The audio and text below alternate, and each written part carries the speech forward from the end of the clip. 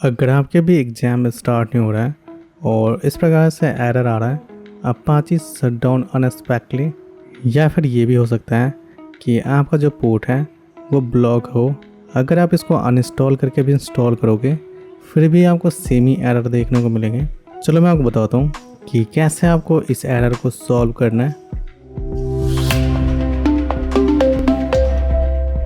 यहाँ से आप क्लिक करना है कन्फिग पे और अपाची http.d.config पे क्लिक करना है। इसके बाद आपको सर्च करना है 80, जो लिसन 80 है उसको आपको 50 करना है और डाउन एरो पे क्लिक करके आपको इसको रिजल्ट को फाइंड पे क्लिक करना है। जैसे लोकल होस्ट 80 है तो उसको भी 50 करना है। इसके बाद आपको इसको सेव करना है और अगेन आपको कन्फिग पे क्लिक करना है।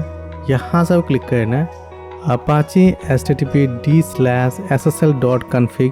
यहाँ पे आपको कंट्रोल F प्रेस करना है और 443 सर्च करना है।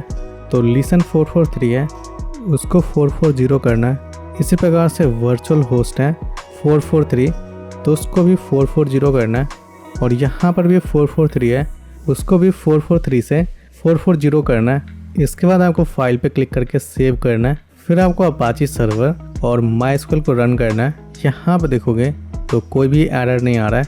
चलो हम ब्राउज़र पे जाकर चेक करते हैं क्या ये काम कर रहा है या फिर नहीं। मैं यहाँ से टाइप कर रहा हूँ लोकल होस्ट डबल कोमा और पोर्ट नंबर डाल रहा हूँ। तो यहाँ से आप पोर्ट नंबर ले सकते हो। तो मेरा जो पोर्ट नंबर है वो 50 है तो आपको यहाँ पे डालना है। बस आपको ये टाइप करके सर्च करना है। यहाँ पर देखोगे तो आप एग्जाम सर्वर के डैशबोर्ड पे आ जाओगे। इसका ये मतलब है आपका जो एग्जाम सर्वर है वो काम कर रहा है।